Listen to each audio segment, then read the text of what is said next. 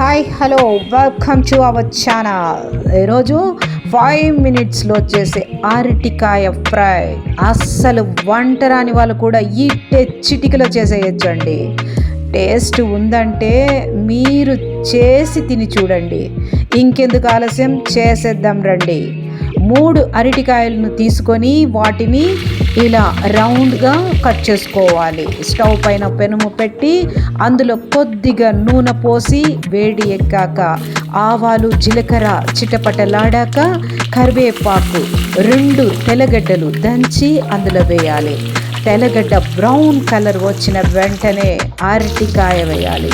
అందులో పసుపు 1/4 స్పూన్, మిరపపొడి, ఉప్పు రుచికి సరిపడేటంత ఒక 2 minutes కలపాలి. 1/2 glass వాటర్ వేసి మూత పెట్టాలి. 2 minutes చాలండి.